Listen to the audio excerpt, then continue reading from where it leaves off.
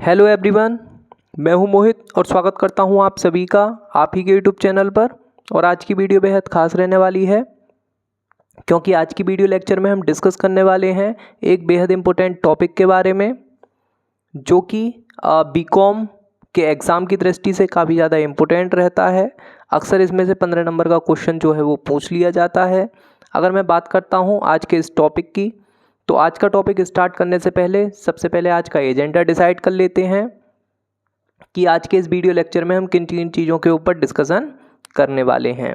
देखिए, अगर मैं बात करता हूँ आज के इस एजेंडे की, तो सबसे पहले हम डिस्कस करेंगे बेसिक्स, उसके बाद देखेंगे एक प्यारा सा न्यूमेरिकल, क्योंकि इसकी थ्योरी ज़्यादा इम्पोर्टेंट नहीं है। ठीक है जी। और जो भी थ्योरी इम्पोर्टेंट होगी वो आपको आने वाले समय में बता दी जाएगी। देखिए, अगर मैं बात करता हूँ आज के इस टॉपिक की, तो आज का टॉपिक रहने वाला है reconciliation of cost accounts with financial account, यानी कि लागत लेखों का वित्तीय लेखों से मिलान। देखिए, आज का ये पूरा का पूरा जो चैप्टर है उसको समझने से पहले सबसे पहले आपको एक चीज़ समझनी पड़ेगी कि एक होता है CMA, एक होता है CA, एक होता है CMA, एक होता है CA, एक होता है CMA, एक होता है CA। CMA को कहते हैं भैया कॉस्ट मैनेजमेंट अकाउंटेंट और CA को कहते हैं भैया चार्टर्ड अकाउंटेंट। अब CMA क्या करता है? CMA आप इस तरीके से अगर मान लीजिए इसको समझते हैं तो काफ़ी अच्छे से समझ पाएंगे। CMA क्या करता है? कॉस्ट अकाउंट पढ़ के भैया स्टेटमेंट ऑफ कॉस्ट या कॉस्ट शीट बनाता है, जो कि आप पिछले चैप्टर के अंदर सीख चुके हैं। और CA क्या करता है भैया? फाइनेंशियल अकाउंट पढ़ करके ट्रेडिंग और P&L अकाउंट बनाता है। सपोज दैट CMA ने जब कॉस्ट अकाउंट के अंदर स्टेटमेंट ऑफ कॉस्ट या कॉस्ट शीट बनाई थी, वहाँ से उसे पता चलता है कि भैया इस साल हमें प्रॉफिट हुआ है 10,000 रुपये का। और जब CA फाइनेंशियल अकाउंट के अंदर ट्रेडिंग एंड P&L अकाउंट बनाता है, जैसे कि आपने बीकॉम सेकंड सेमेस्टर के अंदर बनाया होगा, तो वहाँ से उसे पता चलता है कि हमें 10,000 रुपये का प्रॉफिट हुआ है। सपोज दैट CMA ने कॉस्ट अकाउंट के अंदर जब स्टेटमेंट ऑफ कॉस्ट या कॉस्ट शीट बनाई तो उसने 10,000 रुपये का प्रॉफिट बताया। और जो हमने अपनी फैक्ट्री में, सपोज दैट हमने शर्ट बनाने की फैक्ट्री खोली हुई है या जींस या T-शर्ट बनाने की फैक्ट्री खोली हुई है, वहाँ पे जो हमने CA हायर किया हुआ है उसने फाइनेंशियल अकाउंट पढ़ के जब ट्रेडिंग एंड P&L अकाउंट बनाया तो उस कंडीशन में उसने हमें बताया 10,000 रुपये का प्रॉफिट हुआ है। CMA कह रहा है 10,000 का प्रॉफिट हुआ है, CA कह रहा है भैया 10,000 रुपये का प्रॉफिट हुआ है, तब तो कोई दिक्कत नहीं है। लेकिन सपोज दैट अगर मान लीजिए CMA कॉस्ट अकाउंट के अंदर स्टेटमेंट ऑफ कॉस्ट या कॉस्ट शीट बनाता है और बताता है कि बाबूजी इस साल हमें 8,000 रुपये का प्रॉफिट हुआ है, लेकिन मेरा जो CA है वो फाइनेंशियल अकाउंट के अंदर जब ट्रेडिंग एंड P&L अकाउंट बनाता है तो मुझे बताता है कि बाबूजी इस साल हमें 10,000 रुपये का प्रॉफिट हुआ है। यानी मेरा CMA कह रहा है बाबूजी 8,000 का प्रॉफिट हुआ है, CA कह रहा है बाबूजी 10,000 का प्रॉफिट हुआ है। CMA कह रहा है 8,000 का, CA कह रहा है 10,000 का। CMA कह रहा है 8,000 का और CA कह रहा है बाबूजी 10,000 का। यानी कुल मिलाकर के भैया डिफरेंस कितने रुपए का है? 2,000 रुपये का।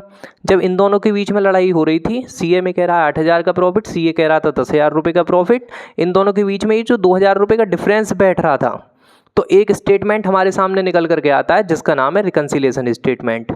ये स्टेटमेंट ये कहता है कि बाबूजी आप दोनों के प्रॉफिट्स के बीच में ये जो डिफरेंस आ रहा है, मैं बताऊंगा कि एक्चुअल में ये 2,000 रुपये का डिफरेंस क्यों है। तो साधारण शब्दों में रिकन्सिलिएशन स्टेटमेंट एक छोटा सा ऐसा स्टेटमेंट है जो कि लागत लेखों के लाभ और वित्तीय लेखों के लाभ के बीच के अंतर का कारणों का पता करने के लिए बनाया जाता है। यानी कि एक ऐसा स्टेटमेंट जो कि इस 2,000 रुपये के अंतर के कारणों का पता करने के लिए बनाया जाएगा, वही रिकन्सिलिएशन स्टेटमेंट कहलाएगा। इस 2,000 रुपये के अंतर को दूर करने के लिए नहीं, इस 2,000 रुपये के अंतर के पीछे के कारणों का पता करने के लिए जो स्टेटमेंट बनाया जाएगा वही रिकन्सिलिएशन स्टेटमेंट कहलाएगा। ठीक है जी। अच्छा, अब भैया ये 2,000 रुपये का डिफरेंस जो है वो किस किस तरीके से आ सकता है? तो देखिए, जैसे कि अभी मैंने आपको बताया है कि CMA क्या करता है भैया? कॉस्ट अकाउंट के अंदर कॉस्ट शीट बनाता है और CA जो है भैया फाइनेंशियल अकाउंट के अंदर ट्रेडिंग एंड P&L अकाउंट बनाता है। कभी कभी ध्यान रखना कि जो हमारा कॉस्ट शीट है या स्टेटमेंट ऑफ कॉस्ट है वो एस्टिमेट्स यानी कि अनुमानों के आधार पर तैयार किया जाता है, और जो हमारा ट्रेडिंग एंड P&L अकाउंट है वो एक्चुअल फिगर्स के आधार पर तैयार किया जाता है। ठीक है जी। सपोज दैट हमारा मान लीजिए हमें अपनी जो फैक्ट्री है उसके हम खुद ही CA हैं और हमने एक X नाम के बंदे को अपनी कंपनी में CA जो है वो हायर किया हुआ है, या A नाम के बंदे को हायर हमने जो है वो CA किया हुआ है। तो हमने A से ये कहा कि बाबूजी हम मान करके चल रहे थे मटेरियल 10,000 रुपये का इस साल लगेगा, ठीक है जी। मैंने कहा जी CA साहब देखना है एक्चुअल में कितने रुपए का मटेरियल लगा है। CA साहब बोले बाबूजी 10,000 रुपये का मटेरियल लगा है। हम CA की बात को सच मानेंगे, ये मान करके चलना है आपको, ठीक है भाई। मैं मान के चल रहा था बाबूजी 10,000 रुपये का मटेरियल लगेगा, मैं CA में हूँ, सामने वाले A नाम के बंदे को मैंने अपनी फैक्ट्री में CA हायर किया हुआ है। मैंने कहा बाबूजी मैं मान करके चल रहा था 10,000 रुपये का मटेरियल लगेगा। मैंने कहा बाबूजी देखना है एक्चुअल में कितने रुपये का मटेरियल लगा है।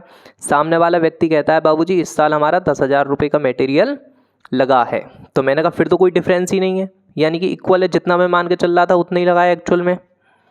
मैंने कहा बाबूजी इस साल मान के चल रहे थे कि हम अपने वर्कर्स को वेजेस देंगे 10,000 रुपये की, क्योंकि कॉस्ट शीट जब हम बनाया करते थे तो आपको पता होगा वहाँ पे ज़्यादा से ज़्यादा एक्सपेंसेस कहाँ कहाँ करा करते थे हम। सबसे पहले मटेरियल के ऊपर, अगर सपोज दैट हमारी शर्ट, T-शर्ट या फिर जींस बनाने की फैक्ट्री है तो उस कंडीशन में सबसे पहले तो हम कपड़े के ऊपर खर्चा करा करते थे, यानी कि मटेरियल के ऊपर खर्चा करा करते थे।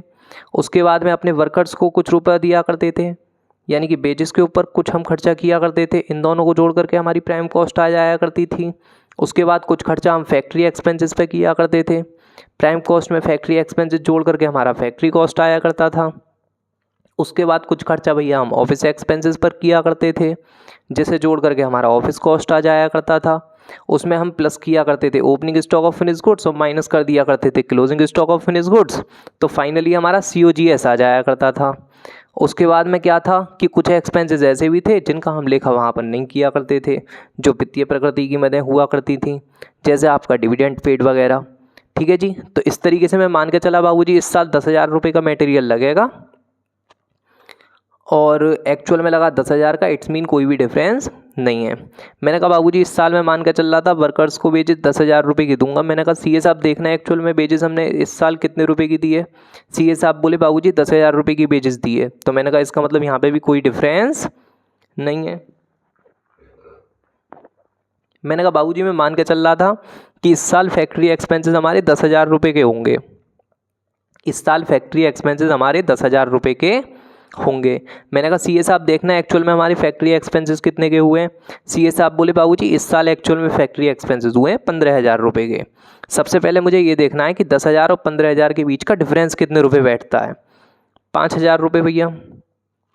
अच्छा, अब एक चीज़ आपको एक छोटा सा थंब रूल ध्यान में रखना है कि प्रॉफिट हुआ तो ऐड और लॉस हुआ तो लेस। प्रॉफिट हुआ तो ऐड और लॉस हुआ तो लेस। प्रॉफिट हुआ तो ऐड और लॉस हुआ तो लेस। जैसे मैं मान के चल रहा था बाबूजी इस साल फैक्ट्री एक्सपेंसेस मेरे 10,000 रुपये के लगेंगे। मैंने कहा बाबूजी देखना कितने रुपए के फैक्ट्री एक्सपेंसेस लगे हैं हमारे इस साल। तो CA साहब बोले बाबूजी इस साल फैक्ट्री एक्सपेंसेस लगे हैं 5,000 रुपये के। मैंने कहा इसका मतलब 5,000 रुपये का डिफरेंस है। आप मुझे खुद दिमाग लगा करके बताना, मैं मान के चल रहा था 10,000 रुपये के फैक्ट्री एक्सपेंसेस लगेंगे, लेकिन लग गए ज़्यादा। मुझे जान के खुशी होगी, दुख होगा भैया, क्योंकि फैक्ट्री एक्सपेंसेस ज़्यादा लग गए। दुख कब होता है? जब प्रॉफिट होता है, लॉस भैया जब लॉस होता है तभी तो दुख होगा, ठीक है जी। और लॉस हुआ है तो अपन क्या कर देंगे? लेस। तो इसीलिए मैंने यहाँ पे क्या कर दिया? माइनस का साइन लगा दिया, ठीक है जी। वीडियो के अंत तक आप बने रहेंगे तो आपका पूरा reconciliation of cost account with financial statement पूरी तरीके से लगभग क्लियर सा हो जाएगा, ठीक है जी। मैं मान के चल रहा था बाबूजी ऑफिस एक्सपेंसेस मेरे 10,000 रुपये के लगेंगे। मैंने कहा बाबूजी एक बात बताना CA साहब कि एक्चुअल में मेरे ऑफिस एक्सपेंसेस कितने के लगे हैं। CA साहब बोले बाबूजी हमारे ऑफिस एक्सपेंसेस लगे हैं मात्र 5,000 रुपये के। तो मैंने कहा कि भाई इसका मतलब 10,000 में से 5,000 घटाया, इसका मतलब डिफरेंस कितने रुपए का बैठ रहा है? 5,000 रुपये का। मैं मान के चल रहा था 10,000 रुपये के ऑफिस एक्सपेंसेस लगेंगे, लेकिन एक्चुअल में लगे हैं 5,000 रुपये के। इसका मतलब मुझे जान के खुशी होगी, दुख होगा? खुशी होगी भैया, क्योंकि ऑफिस एक्सपेंसेस कम लगे हैं एक्चुअल में। और खुशी कब होती है? जब प्रॉफिट होता है, लॉस जब भैया प्रॉफिट होता है। और प्रॉफिट हुआ है तो ऐड या लेस? भैया अभी आपने लिखवाया है प्रॉफिट हुआ है तो ऐड, तो इसीलिए यहाँ पे हम क्या लगा दिए? प्लस का साइन, ठीक है जी। इसी तरीके से मैं मान के चल रहा था ओपनिंग स्टॉक बाबूजी मेरे पास 10,000 का माल पड़ा हुआ है। इसमें आपको ये ध्यान रखना है कि मैं CA साहब से बड़ी खुशी होते होते गया और मैंने सीए साहब से जा कर के कहा कि सीए साहब, तो सीए साहब बोले बताओ बाबूजी क्या हुआ।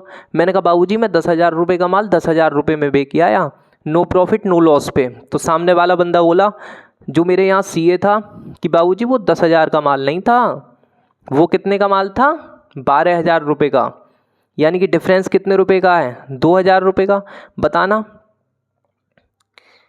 ये 2,000 रुपये का प्रॉफिट हुआ या लॉस। मैं कह रहा था 10,000 वाला माल 10,000 का बेच आया, सामने वाला बंदा बोला बाबूजी वो 10,000 का माल नहीं था, वो तो ज़्यादा का माल था 12,000 का, जो आप 10,000 में बेच आए। तो मुझे तो भाई दुख होगा ना। तो दुख कब होता है, जब प्रॉफिट होता है, लॉस जब भैया लॉस होता है। तो इसीलिए अपन इसको ऐड में दिखाएंगे लेस में, इसीलिए यहाँ पे हमने लगा दिया है माइनस। ठीक है जी। इसी तरीके से क्लोजिंग स्टॉक में मान लो मेरे पास 10,000 का माल पड़ा था, इसमें ये कहेंगे कि बाबूजी मेरे पास 10,000 रुपये का माल पड़ा हुआ है। मैंने सीए साहब से कहा कि बाबूजी मेरे पास 10,000 रुपये का माल पड़ा हुआ है। सीए साहब देखना एक्चुअल में माल कितने रुपए का है। सीए साहब बोले बाबूजी जिसको आप 10,000 रुपये का माल मान रहे हो ना, वो 10,000 का माल नहीं है, वो तो ज़्यादा का माल है। मैंने कहा बाबूजी कितने रुपए का। बोले जी वो है 12,000 रुपये का माल। कितने रुपए का माल है वो, 12,000 रुपये का। तो मैंने कहा इसका मतलब डिफरेंस कितने का है, 2,000 रुपये का। बताना मैं जिस माल को 10,000 का मान के चल रहा हूँ वो माल एक्चुअल में ज़्यादा का है। ठीक है जी। तो मुझे जान के खुशी होगी ना। खुशी कब होती है, जब प्रॉफिट होता है, लॉस जब भैया प्रॉफिट होता है। तो इसीलिए अपन इसको कहाँ पे दिखा देंगे, ऐड में। ठीक है जी। इसी तरीके से मैंने कहा डिविडेंड पेड के लिए कि बाबूजी इस साल हम मान के चल रहे थे कि 0 रुपये का डिविडेंड पे करेंगे। मैंने कहा सीए साहब देखना एक्चुअल में इस साल हमने डिविडेंड पे नहीं किया होगा। तो सीए साहब बोले अरे सीएम साहब हमने तो 10,000 रुपये का डिविडेंड पे किया है इस साल। कितने रुपए का डिविडेंड पे किया है, 10,000 रुपये का। मैंने कहा यार मैं 0 का मान के चल रहा था, 10,000 का हमने डिविडेंड पे कर दिया, इसका मतलब डिफरेंस कितने का है, 10,000 रुपये का। मुझे बताना हम 0 रुपये का मान के चल रहे थे, डिविडेंड का मतलब होता है लाभांश। लाभांश दो शब्दों से मिलकर के बना है, लाभ प्लस अंश। लाभ का अर्थ है लाभ और अंश का अर्थ है हिस्सा, यानी कि लाभ का वो हिस्सा जो कि कंपनी द्वारा अपने अंशधारियों में बांट दिया जाता है, वही लाभांश कहलाता है। अच्छा मैं मान के चल रहा था कि 0 रुपये का डिविडेंड हम इस साल देंगे। सीए साहब कह रहे हैं कि बाबूजी हमने 10,000 रुपये का डिविडेंड दे दिया। मुझे जान के खुशी होगी, दुख होगा भैया, हमने डिविडेंड पे कर दिया है। दुख कब होता है, जब प्रॉफिट होता है, लॉस जब भैया लॉस होता है। लॉस हुआ है तो अपन इसे ऐड में दिखाएंगे लेस में भैया, इसीलिए मैंने यहाँ पे लगा दिया है माइनस। ठीक है जी। अब प्रश्न ये उठता है कि भैया एक्चुअल में हम रिकंसिलिएशन स्टेटमेंट बनाएंगे कैसे। ये तो आपने बता दिया कि जब सीए में कुछ प्रॉफिट बता रहा है और सीए हमारा कुछ प्रॉफिट बता रहा है, तब उस कंडीशन में जो डिफरेंस अमाउंट आ रही है ये 2,000 रुपये, ये 2,000 का डिफरेंस क्यों आ रहा है, इस अंतर के कारणों का पता करने के लिए एक छोटा सा स्टेटमेंट बनाएंगे जिसको अपन रिकंसिलिएशन स्टेटमेंट का नाम देंगे। अब भैया ये 2,000 रुपये का अंतर किन किन कारणों से आ सकता है वो भी आपने बता दिया, लेकिन भैया एक्चुअल में हमें रिकंसिलिएशन स्टेटमेंट बनाना कैसे वो भी आप हमें बता दीजिए। तो देखिए यार रिकंसिलिएशन स्टेटमेंट का जो परफॉर्मा है वो कुछ इस प्रकार से रहेगा।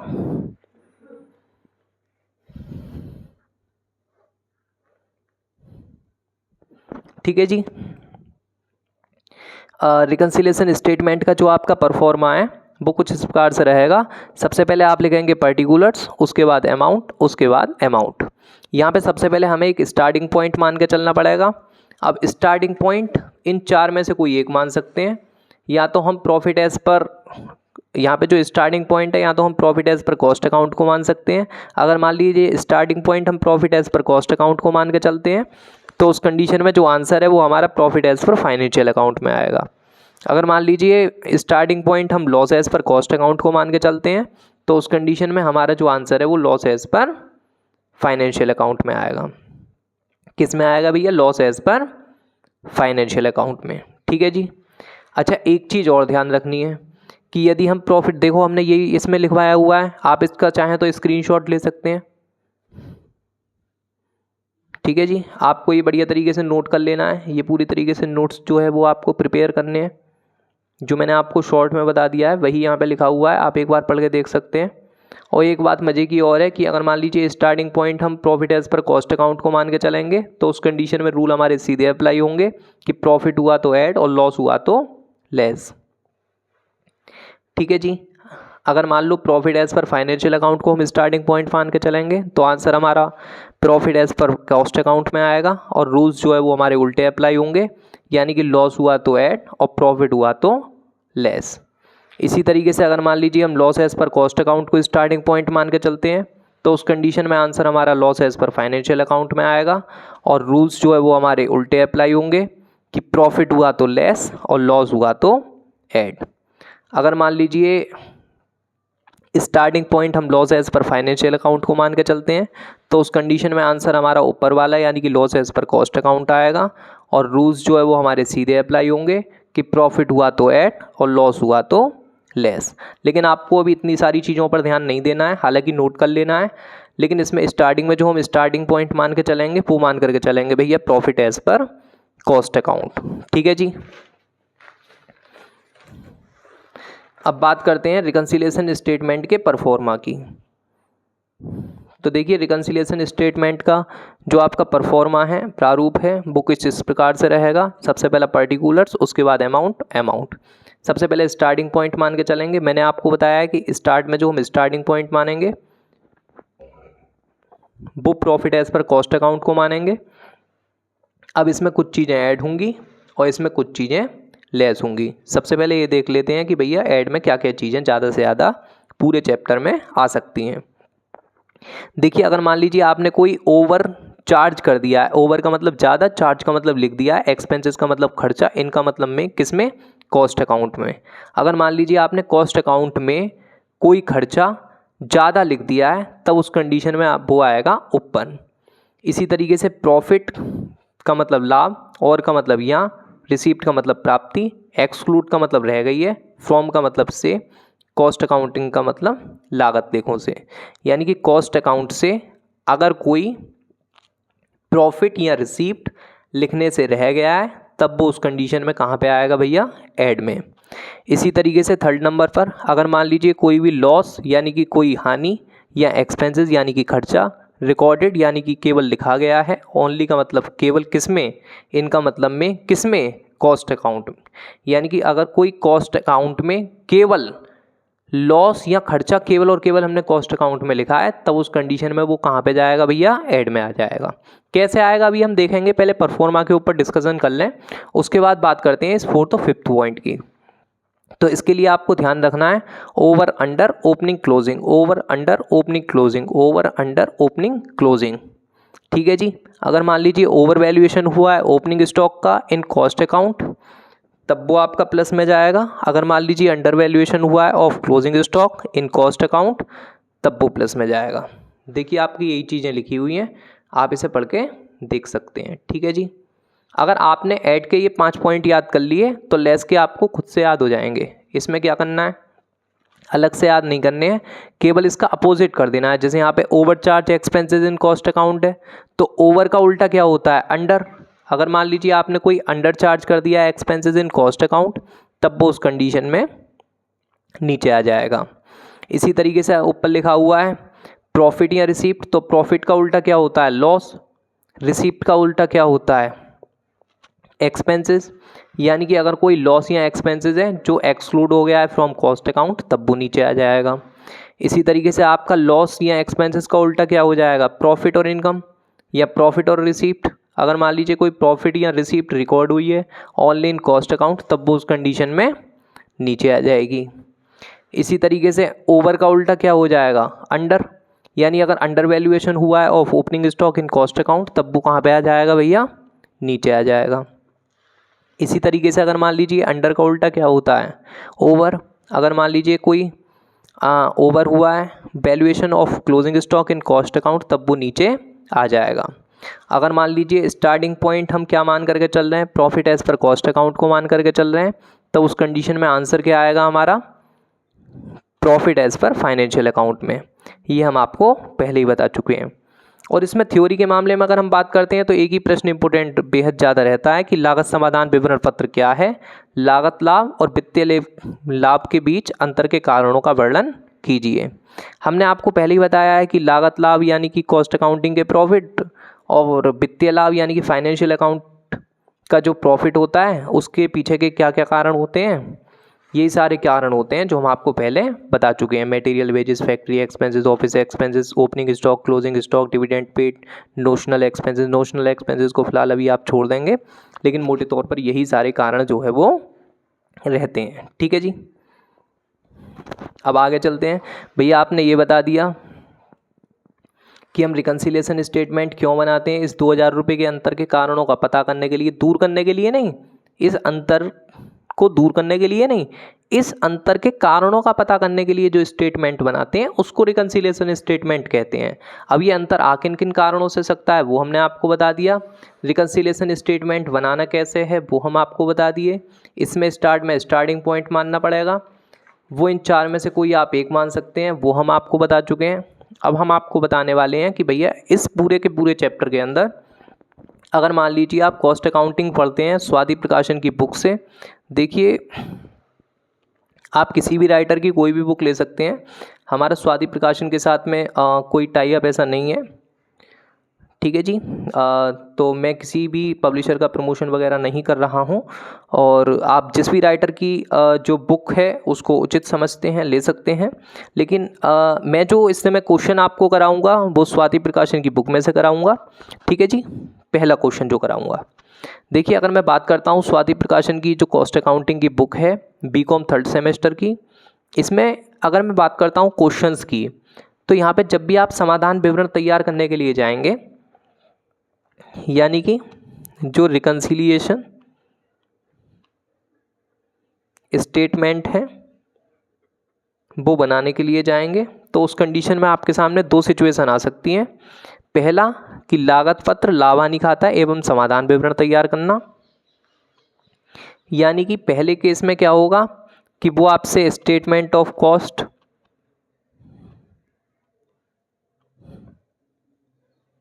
या कॉस्ट शीट भी बनवाएगा,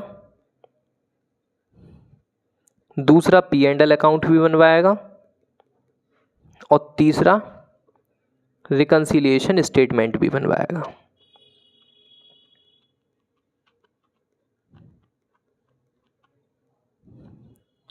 और दूसरी कंडीशन में क्या होगा कि केवल आपसे वो समाधान विवरण तैयार कराएगा, यानी कि रिकन्सिलिएशन स्टेटमेंट तैयार कराएगा। अब प्रश्न ये उठता है कि भैया बच्चे कहते हैं कि भैया कभी तो टीचर हमसे कॉस्ट शीट यानी कि स्टेटमेंट ऑफ कॉस्ट भी बनवा देते हैं, कभी P&L अकाउंट और रिकन्सिलिएशन स्टेटमेंट, मतलब कभी कभी तो तीनों चीज़ें बनवा देते हैं, कभी केवल एक चीज़ें बनवाते हैं। तो भैया हमें कैसे समझ आएगा कि हमें तीनों चीज़ें बनानी है या केवल रिकन्सिलिएशन स्टेटमेंट बनाना है। तो मेरे भाइयों बहनों, स्टार्टिंग में केवल और केवल आपको तीनों चीज़ें बनानी है, यानी कि आपको स्टेटमेंट ऑफ कॉस्ट या कॉस्ट शीट में से कोई एक चीज़ बनानी है, P&L अकाउंट भी बनाना है और रिकन्सिलिएशन स्टेटमेंट भी बनाना है। आपको रिकन्सिलिएशन स्टेटमेंट केवल कब बनाना है, एक ही चीज़ केवल कब बनानी है, ये हम आपको आगे बता देंगे, लेकिन स्टार्टिंग में आपको तीनों में से तीनों चीज़ें जो है वो बनानी है। ठीक है भैया, लेकिन अगर मान लीजिए आप केवल समाधान विवरण तैयार करते हैं तो उस कंडीशन में आपके सामने ये कंडीशन आ सकती हैं, जिसका आप स्क्रीनशॉट लेकर के नोट्स बना लेंगे, जो कि आपकी बाद में काम आएंगी जब हम इसका क्वेश्चन कराएंगे। ठीक है जी, आगे चलते हैं। भैया आपने ये बता दिया कि हमें रिकन्सिलिएशन स्टेटमेंट क्यों बनाते हैं, 2000 के अंतर के कारणों का पता करने के लिए। अंतर किन किन कारणों से आ सकते हैं वो हमने आपको बता दिया। उसके बाद में रिकन्सिलिएशन स्टेटमेंट बनाना कैसे है, स्टार्टिंग पॉइंट किस किस को ले सकते हैं, इन सारी चीज़ों के ऊपर हम चर्चा कर चुके हैं। पूरे के पूरे चैप्टर के अंदर किस तरीके के प्रश्न आएंगे वो हम आपको बता चुके हैं, एक ओवरव्यू हम आपको दे चुके हैं। अब इसके बाद स्टार्ट करते हैं सीधा क्वेश्चन नंबर 2, क्योंकि पहला क्वेश्चन हमें नहीं कराना है, इसका जो क्वेश्चन नंबर 2 है वो बेहद इम्पोर्टेंट जो है वो रहता है। तो देखिए अगर मैं बात करता हूँ इसके क्वेश्चन नंबर 2 की, तो ये आपसे कह रहा है कि एक तो आपको स्टेटमेंट बनाना है of profit as per cost account. ठीक है जी, यानी कि आपको एक तो स्टेटमेंट ऑफ कॉस्ट बनाना है, एक वो कह रहा है P&L अकाउंट बनाना है एज पर फाइनेंशियल अकाउंट, यानी कि एक आपको P&L अकाउंट बनाना है, एक आपको रिकन्सिलिएशन स्टेटमेंट बनाना है। ठीक है जी, सही है भैया।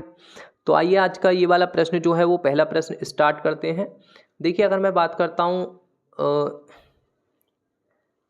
इस चैप्टर के क्वेश्चन नंबर 2 की, तो सबसे बड़ा प्रश्न जो है वो यहीं पर आकर के खड़ा हो जाता है कि भैया हमें कैसे पता चलेगा। जैसे आपने बताया था कि आपको जो है वो P&L अकाउंट और रिकन्सिलिएशन स्टेटमेंट तो बनाना ही बनाना है, लेकिन कब स्टेटमेंट ऑफ कॉस्ट बनाना है, कॉस्ट शीट बनानी है, ये कैसे पता चलेगा भैया। जैसे अभी आपने बताया था कि एक तो स्टेटमेंट ऑफ कॉस्ट बनेगा या कॉस्ट शीट बनेगी, इन दो में से कोई एक चीज़ बनेगी, ये दो बनने ही बनने हैं।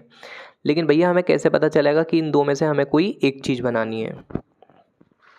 तो देखिए, यदि प्रश्न में यूनिट मैन्युफैक्चर यानी कि उत्पादित इकाइयों की संख्या दी गई है, तब तो उस कंडीशन में हम क्या बनाएंगे भैया, कॉस्ट शीट बनाएंगे, अदरवाइज हम स्टेटमेंट ऑफ कॉस्ट बनाएंगे। जैसे आप इस वाले प्रश्न को देखोगे, इस वाले प्रश्न में कहीं पे भी आपको यूनिट मैन्युफैक्चर नहीं दी गई है, लेकिन आप क्वेश्चन नंबर 3 अगर देखते हैं तो यहाँ पर आपको उत्पादित मशीनों की संख्या दी गई है कि हमने एक्चुअल में कितनी मशीनों का जो है वो प्रोडक्शन करा है, जैसे कि इस कंडीशन में 80। आप क्वेश्चन नंबर 4 अगर देखेंगे तो क्वेश्चन नंबर 4 में भी देखो आपको यूनिट मैन्युफैक्चर दी गई है, यानी कि हमने वर्ष के दौरान 720 कंफर्टेबल कुर्सियाँ तथा 504 लग्जूरियस कुर्सियाँ बेची हैं, यानी कि यहाँ पे भी हमें यूनिट मैन्युफैक्चर दे रखा है।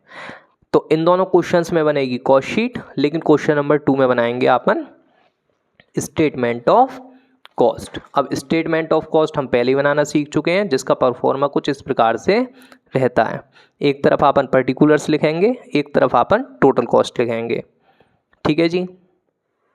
इसका परफॉर्मा कुछ इस प्रकार से रहेगा और P&L अकाउंट का परफॉर्मा हम कुछ इस प्रकार से काटेंगे, एक तरफ पर्टिकुलर्स अमाउंट, ठीक है जी। जैसे हमने बीकॉम सेकंड सेमेस्टर के अंदर इंश्योरेंस क्लेम वाली चैप्टर में काटा था।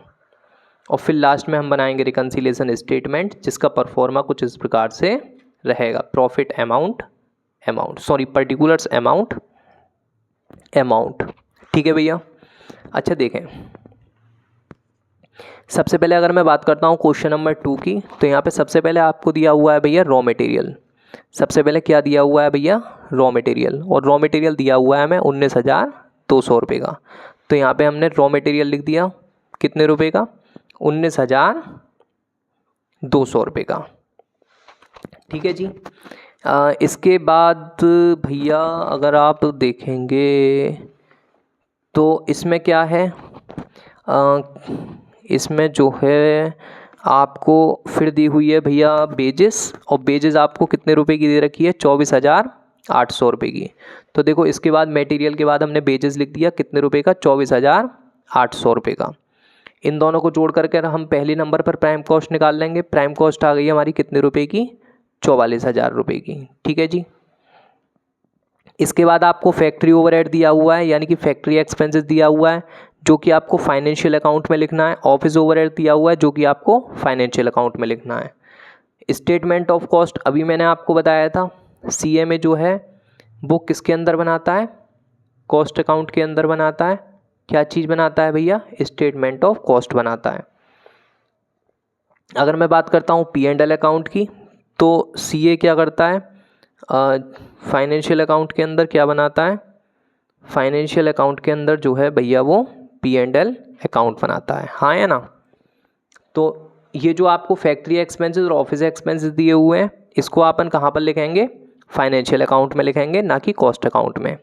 इसके बाद जो आपको सेल दी हुई है, इसको अपन सबसे नीचे लिख देंगे, यहाँ पर बाद में लिखेंगे, ठीक है। इसमें आपको ये कह रहा है कारखाना ऊपरी व्यय, यानी कि जो हमारे फैक्ट्री ओवरहेड है, यानी कि जो हमारे फैक्ट्री एक्सपेंसेस हैं वो मजदूरी के 100% हैं, यानी कि 100% किस पर निकालने हैं, बेजेस पर। तो हम प्राइम कॉस्ट के नीचे क्या लिख देंगे भैया, फैक्ट्री एक्सपेंसेस लिख देंगे। हमेशा ध्यान रखना फैक्ट्री एक्सपेंसेस केवल और केवल वो दो चीज़ों पर निकलवाता है, या तो प्राइम कॉस्ट पर निकलवाएगा या फिर वो बेजेस पर निकलवाएगा। जैसे कि इस प्रश्न में आपसे वो कह रहा है कि आपको जो फैक्ट्री एक्सपेंसेस निकालने हैं वो 100% ऑन बेजेस निकालने हैं। जैसे बेजेस हमारा 24,800 रुपये का है, तो 24,800 रुपये का 100% कितना बैठेगा, 24,800। 44,000 में 24,800 रुपये फैक्ट्री एक्सपेंसेस के जोड़ करके हम क्या निकाल देंगे भैया, फैक्ट्री कॉस्ट कितने रुपए की आ जाएगी, 68,800 रुपये की। इसके आगे आपसे कह रहा है कार्यालय ऊपरी व्यय कारखाना लागत के 25% है, यानी कि जो हमारे ऑफिस ओवरहेड या ऑफिस एक्सपेंसेस हैं वो कितने हैं, 25% ऑन फैक्ट्री कॉस्ट, ठीक है जी।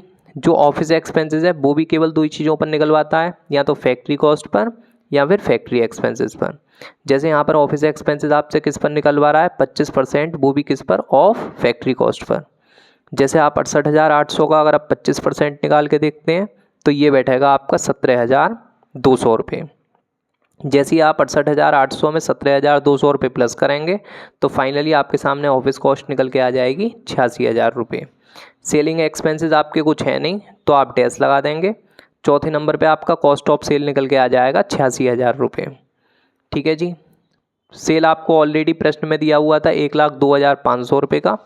जैसे कि आप यहाँ से देख सकते हैं सेल हमारी कितने रुपए की दी हुई है भैया, 1,02,500 रुपये की। तो हमने क्या करा, सेल में से कॉस्ट ऑफ सेल 86,000 रुपये का माइनस करके फाइनली बीच में प्रॉफिट कितने रुपए का निकाल दिया, 16,500 रुपये का। देखिए अगर आपने स्टेटमेंट ऑफ कॉस्ट और कॉस्ट शीट वाला चैप्टर कर रखा है या नहीं कर रखा है, लेकिन आई होप कि आपको इस प्रश्न में ज़्यादा दिक्कत नहीं आएगी। इस पूरे प्रश्न में अभी तक हमने क्या करा है, मटेरियल में बेसिस जोड़कर प्राइम कॉस्ट निकाला है, प्राइम कॉस्ट में फैक्ट्री एक्सपेंसेस जोड़ करके फैक्ट्री कॉस्ट निकाला है, फैक्ट्री कॉस्ट में अपन ऑफिस एक्सपेंसेस प्लस करे हैं तो हमारे सामने ऑफिस कॉस्ट आ गया है। ऑफिस कॉस्ट में सेलिंग एक्सपेंसेस कुछ थे नहीं, अगर होते तो हम प्लस कर देते। फाइनली कॉस्ट ऑफ सेल हमारा कितना आ गया है, सेलिंग एक्सपेंसेस कुछ नहीं है तो जितना हमारा ऑफिस कॉस्ट था वही हमारा क्या आ गया है, कॉस्ट ऑफ सेल। इसके बाद सेल हमें 1,02,500 रुपये की दी हुई थी, जिसमें से हमने 86,000 रुपया घटाकर प्रॉफिट निकाल दिया है 16,500 रुपये का। अब जब हम आगे चलते हैं P&L अकाउंट बनाते हैं तो एक बात हमेशा ध्यान रखना कि तीन चीज़ें हमारी सेम रहती हैं स्टेटमेंट ऑफ कॉस्ट और P&L अकाउंट की, एक तो मटेरियल, एक बेजेस और तीसरी भैया आपकी सेल। P&L अकाउंट में एक रहेगा डेबिट साइड, एक रहेगा क्रेडिट साइड। डेबिट क्रेडिट, जितनी भी एक्सपेंसेस है वो सारे के सारे डेबिट साइड रिकॉर्ड करे जाएंगे और जितनी भी हमारी इनकम और प्रॉफिट है वो सारे के सारे क्रेडिट साइड रिकॉर्ड करे जाएंगे। जैसे मैंने अभी आपको बताया था कि मटेरियल, बेचेज और सेल हमारी सेम रहेगी, तो मटेरियल हमारा कितने रुपए का है, 19,200 रुपये का। तो यहाँ पे भैया हमने मटेरियल कितने रुपए का लिख दिया, 19,200 रुपये का। बेजेस हमें कितने रुपए की दी हुई है, बेजेस दी हुई है भैया 24,800 रुपये की। तो बेजेस में हमने लिख दिया कितने रुपए भैया, 24,800 रुपये।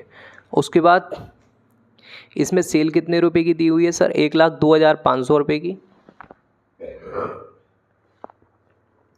तो भैया यहाँ पर सेल कितना लिख दिया हमने, 1,02,500 रुपये। बात करते हैं फैक्ट्री एक्सपेंसेस और ऑफिस एक्सपेंसेस की। जैसे कि मैंने आपको बताया था कि इसमें जो फाइनेंशियल अकाउंट का फैक्ट्री एक्सपेंसेस और ऑफिस एक्सपेंसेस है वो स्पष्ट रूप से बिल्कुल अलग ही दिया हुआ है।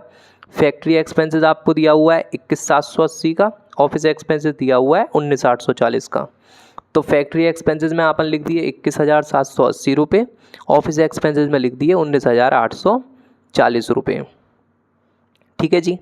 जब हम सारी चीज़ें लिख दिए उसके बाद हम सारे के सारे डेबिट साइड का टोटल करें तो हमारा आया 85,620 रुपये। और जब हमने सारे के सारे क्रेडिट साइड का टोटल किया तो क्रेडिट साइड केवल सेल था, अगर कुछ और भी होता तो मैं उसमें जोड़कर तब क्रेडिट साइड का टोटल करता, अब कुछ नहीं है तो यहाँ का क्रेडिट साइड का टोटल भी कितना आ गया, 1,02,500 रुपये। अब 85,620 और 1,02,500 रुपये में से ज़्यादा क्या है, 1,02,500 रुपये भैया। तो आपन 1,02,500 रुपये दोनों साइड लिख दिए और 1,02,500 दोनों साइड लिखने के बाद में चूँकि ज़्यादा वाला था उसमें से कम वाला 85,620 रुपये घटा दिए तो हमारे सामने फाइनली आंसर कितना आ जाएगा, 16,880 रुपये। और आपन P&L अकाउंट को बंद करते हैं नेट प्रॉफिट के नाम से। किस नाम से बंद करते हैं भैया, नेट प्रॉफिट के नाम से, हाँ या ना।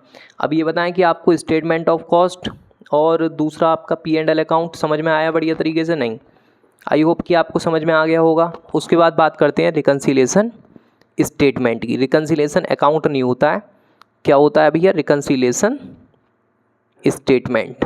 अगर मैं बात करता हूँ रिकन्सिलेशन स्टेटमेंट की तो यहाँ पर्टिकुलर अमाउंट इस तरीके से कुछ रहेगा। सबसे पहले हमें कुछ ना कुछ स्टार्टिंग पॉइंट मानना पड़ेगा।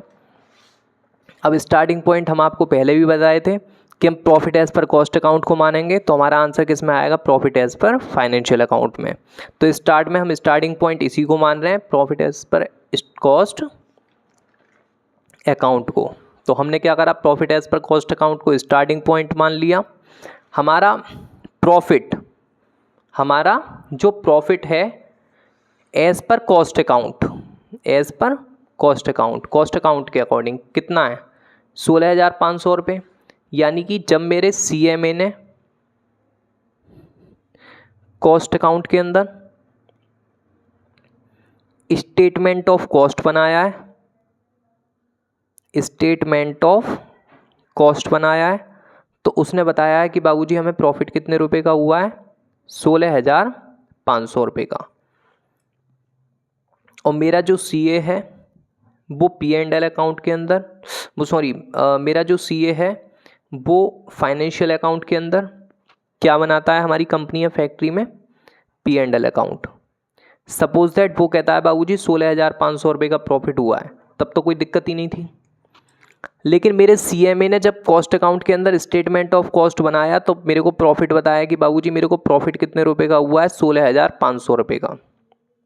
लेकिन जो मेरा CA था, जब उसने फाइनेंशियल अकाउंट के अंदर P&L अकाउंट बनाया तो उस कंडीशन में उसने प्रॉफिट कितने रुपए का बताया 16,880 रुपये का। कितने रुपए का बताया भैया, इसने बताया 16,500 का, इसने बताया 16,880 रुपये का। यानी कि इन दोनों के बीच में जब लड़ाई हो रही थी, CMA कह रहा था बाबूजी आपकी कंपनी में 16,500 रुपये का प्रॉफिट हुआ है, और CA कह रहा था बाबूजी 16,880 रुपये का प्रॉफिट हुआ है। एक कह रहा था 16,500, एक कह रहा था 16,880। जब इन दोनों के बीच में लड़ाई चल रही थी तो हमने देखा सबसे पहले इन दोनों के बीच में डिफरेंस कितने रुपए का है। डिफरेंस है भैया 380 रुपये का। अब ये साला 380 रुपये का डिफरेंस आ क्यों रहा है, इसके अंतर के कारणों का पता करने के लिए अपन एक छोटा सा स्टेटमेंट बनाएंगे जिसको नाम देंगे रिकंसिलिएशन स्टेटमेंट का। अब रिकंसिलिएशन स्टेटमेंट बनाना कैसे है, एक तरफ पर्टिकुलर अमाउंट इस तरीके से चीज़ें लिखनी है। सबसे पहले अपन लेंगे profit as per cost account, जो कि हमें कितना दिया हुआ है 16,500 रुपये। तो 16,500 रुपये हम profit as per cost account ले लिए। अब इसमें भैया कुछ चीज़ें ऐड होंगी और कुछ चीज़ें इसमें जो है वो लेस होंगी, कुछ चीज़ें ऐड होंगी और कुछ चीज़ें लेस होंगी। अब ऐड लेस का कैसे डिसीजन लेंगे कि भैया क्या होगा, देखो सुनो, हमारा जो CMA था वो मान के चल रहा था बाबूजी 19,200 रुपये का प्रॉफिट मटेरियल लगेगा। मटेरियल कितने रुपए का लगेगा हमारा 19,200 रुपये का। मैंने अपने CA से पूछा, मान लो मैं अपनी कंपनी का खुद ही CMA हूँ, ठीक है भाई। मैंने कहा कि भाई मैं मान के चल रहा था CA साहब की 19,200 रुपये का हमारा मटेरियल लगेगा। मैंने कहा CA साहब चेक करना है एक्चुअल में मटेरियल कितने का लगा है। CA साहब बोले बाबूजी एक्चुअल में मटेरियल लगा है 19,200 रुपये का। हमने कहा इसका मतलब कोई भी डिफरेंस नहीं है। मैंने कहा बाबूजी हम मान के चल रहे थे बेचेस लगेगी 24,800 रुपये की। मैंने कहा बाबूजी देखना एक्चुअल में बेचेस कितने रुपए की लगी है। CA साहब बोले बाबूजी एक्चुअल में बेचेस लगी है 24,800 रुपये की। कितने रुपए की बेचेस लगी है भैया 24,800 रुपये की। मैंने कहा इसका मतलब यहाँ पे भी कोई डिफरेंस नहीं है। मैंने कहा बाबूजी हम मान के चल रहे थे कि इस साल जो हमारा फैक्ट्री एक्सपेंसेस है वो लगेगा 24,800 रुपये का। मैंने कहा बाबूजी देखना एक्चुअल में फैक्ट्री एक्सपेंसेस हमारा कितने रुपये का लगा है।